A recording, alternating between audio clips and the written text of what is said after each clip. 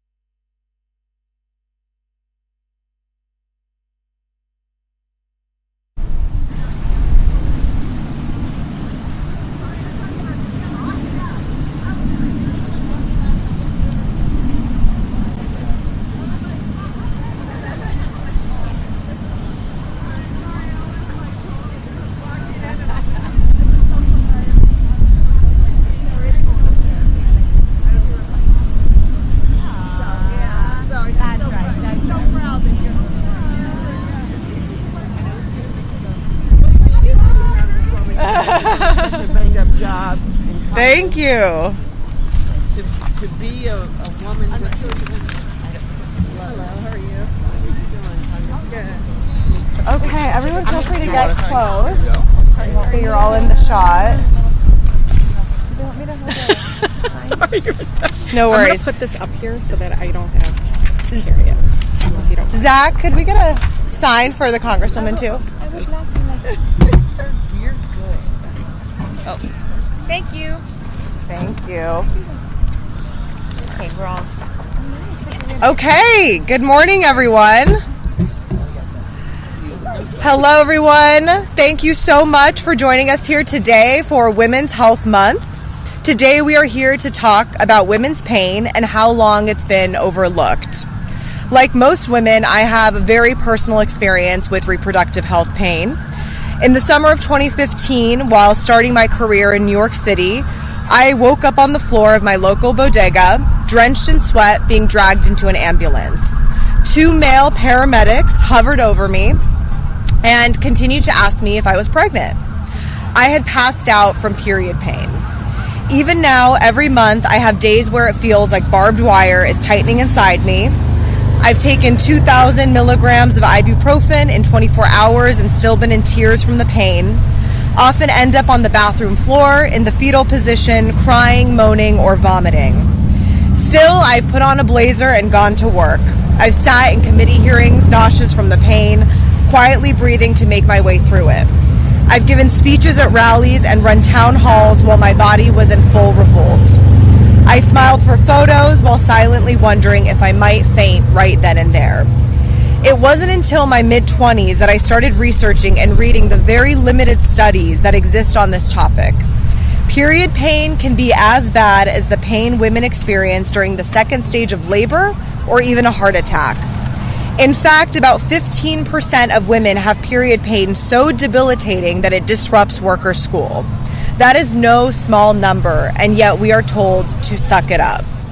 Across the U.S., millions of women have to choose between working through unbearable pain, losing income they can't afford to go without, or tapping into a very limited number of sick days that they won't have if they have the flu or a doctor's appointment. For low-wage workers, the choices are even more limited, with no work from home or sick leave options. When I woke up on the floor of that bodega in 2015, I was 23 years old and terrified that asking for time off would hurt my career. Now I'm a member of Congress with the power to do something about it. It's why during Women's History Month, I've introduced legislation to give workers up to 12 days of paid leave a year for reproductive health. This would cover period pain, yes, but also menopause symptoms, IVF, miscarriages, endometriosis flare-ups, and more. And it's not just for women.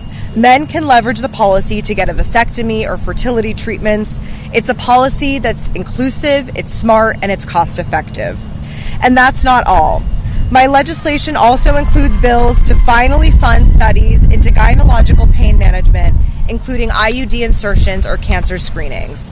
The package also incorporates a bill that would direct federal agencies to finally research PMDD, a severe form of premenstrual syndrome that can cause severe symptoms of anger, irritability, depression, and anxiety, as well as a significant increase in suicidal thoughts and behaviors.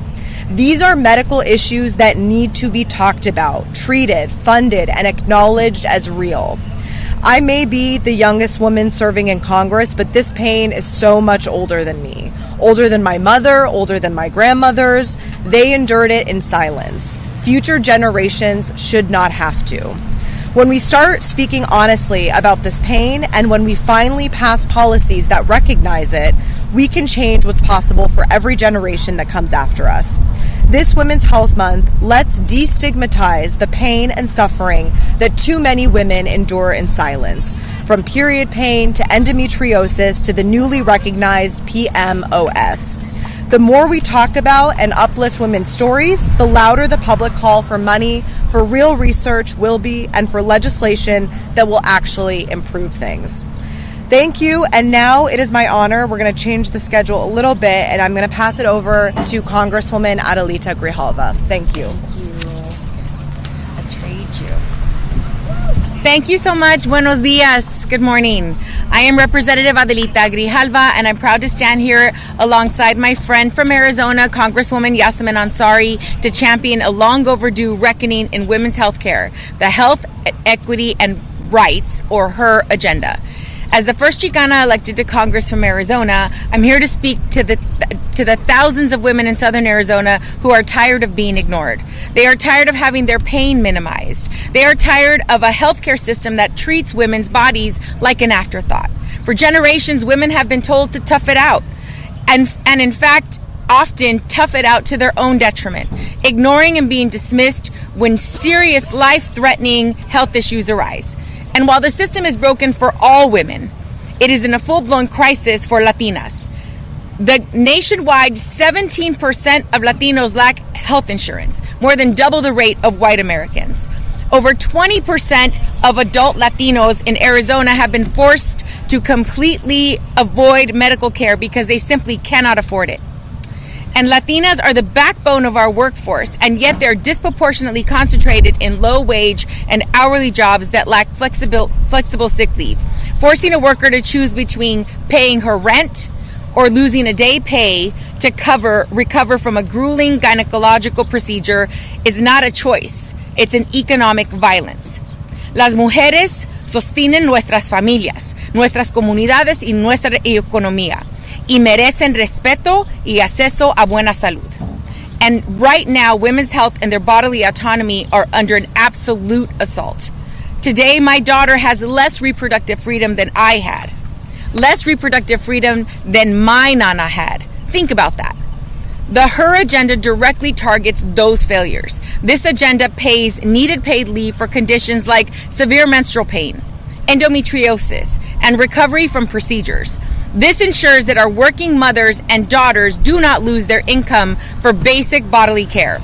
It also includes a pain management study to investigate the institutional barriers that prevent women from receiving adequate pain management during routine and painful screenings. We are done being gaslit in the exam room. Health is not a luxury, and our pain is not an inconvenience. It is time to pass a healthcare agenda that truly sees us, respects us, and protects us. It's time to acknowledge our country's history of systemic injustice in women's healthcare and needs. And I thank Representative Ansari for leading this charge. Muchísimas gracias. Adelante. Thank you so much to Congresswoman Grijalva for her powerful leadership on this. It is now my honor to introduce another leader on reproductive health care issues and so much more, Congresswoman Rashida Tlaib. Thank you so much to Representative Ansari for her incredible leadership and her vulnerability as a member of Congress to speak about her truth and her pain. I am proud to say I founded the Congressional Mamas Caucus to break the silence around women's health and create space for honest conversations about reproductive justice, and that's why the HER agenda is so important today. We know the legislative package takes meaningful steps to close long-standing gaps in women's health care. I know that many of you understand that we're sick and tired of women having to be expected to say, suck it up, or still perform at the highest level. They are expected to show up to work despite incredibly painful periods and sit through meetings after being denied competent health care. And for far too long, women's pain have been minimized, ignored, dismissed, and even politicized. And so, again, it's incredibly important that we all come here today. My colleagues, I do remind them I'm eldest of 14, but they forget that 6 of those are sisters. And many of my sisters, from endometriosis to IVF to miscarriages, menopause symptoms, which I am the first to go through, all of that, we had that sisterhood. Many women do not have that. And they expect us to be able to create space so they can actually be supported during these really, really important times. We have to guarantee paid leave for reproductive health. That is the minimum. No one should have to choose between their paycheck and their health to be able to manage that kind of incredible pain.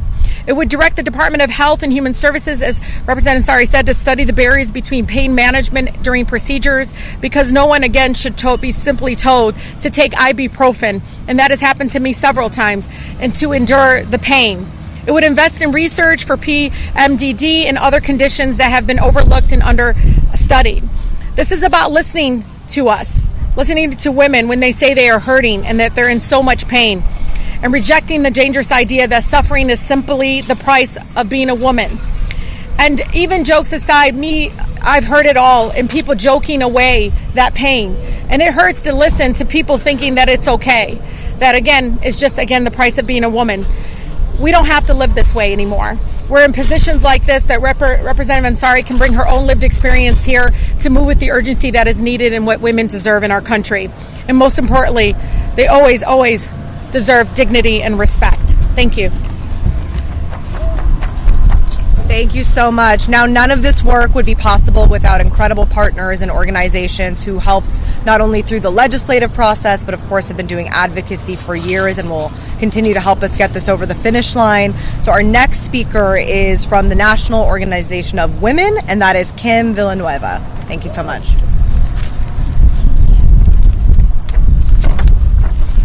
Thank you, Congresswoman. May is Women's Health Month, and that means confronting a reality that millions of women know all too well. Women's pain is still treated as Women's pain is still often dismissed, minimized, or treated as inconvenient instead of a medical priority. I know this personally. For years, I lost 1 or 2 days of work every month to hormonal migraines, nausea, and severe period pain. And when I did stay at work, I wore sunglasses to block the fluorescent office lights. In my 40s, I went on birth control just to manage the symptoms, even when I was entering menopause. But my story is not unique. Women with endometriosis, menopause symptoms, and other reproductive health conditions are constantly told to tough it out, while their quality of life, economic security, and health suffer. That's why NOW proudly supports the Health, Equity, and Rights, or HER Act, or agenda. This legislative package addresses long-standing inequities in women's health care, focusing on pain management, research, bodily autonomy, and workplace protections. The Reproductive Health Care Leave Act would provide up to 12 days of paid leave for reproductive conditions and procedures. No one should have to choose between their paycheck and their health. The Gynecological Pain Management Study Act recognizes something women have known for generations. Our pain is real, and it can no longer be ignored. And the Premenstrual Dysmorphic Disorder and Awareness Research Act would expand urgent research and education around a condition that is too often ignored. The HER agenda sends a clear message. Women deserve dignified health care, evidence-based pain treatment, and workplace protections that recognize our reality. We are done being dismissed. We're done being gaslit in exam rooms, and we're done being told, just take a Tylenol. And we're done accepting a healthcare system that treats women suffering as normal. NOW is proud to support the HER agenda and move the conversation beyond procedures to the fundamental right to patient-centered health care. Thank you. Thank you so much, Kim. I am honored to introduce our next speaker, who is Stephanie Jacques. Good morning. I am Stephanie Jacques. I am a reproductive rights advocate, cultural critic, and a writer. I talk about reproductive rights a lot, and people ask why. Why do you make it so personal? Because it is personal. I had a miscarriage in a red state, and I've worked alongside Planned Parenthood and Planned Parenthood Tennessee, and I've seen what happens when women, especially Black women, don't have access to the care that takes their body seriously. I've watched what happens when women's health gets treated as negotiable. It's about whether our lives are considered worth protecting at all. And I've learned that this medical system was built with us not in mind. We have been undertreated, underfunded, and underbelieved for generations. Representative Ansari wrote about the passing out in a bodega, and they asked if she was pregnant, as if that's the only thing that would cause a woman pain and suffering. So many of us have a version of that story. Told to push through, told it is normal, told to come back when it gets really, really bad. But having paid reproductive health leave for menstrual pain, for endometriosis, for fertility treatments, for IUD insertion is necessary, because women should not have to choose between having health treatments and having an income. We have been penalized economically for our biology that has been ignored clinically. Reproductive and women's health is a survival issue, an economic issue, and a dignity issue. And every time one of us comes up, tells our truth, and tells our story, it makes it harder for us to be ignored.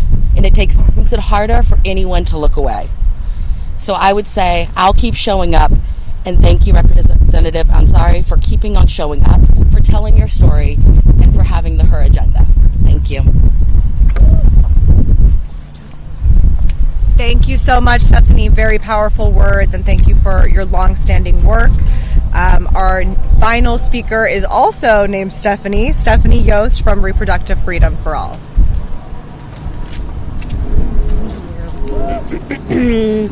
Good morning. On behalf of Reproductive Freedom for All, I'd like to thank Rep. Ansari for her leadership and for the HER agenda and for sharing her personal experience to bring light to the generations who have suffered because our pain was not taken seriously. You know, at this moment, we find ourselves fighting against ongoing efforts to defund healthcare, to take away bodily autonomy, and to defend our most fundamental freedoms.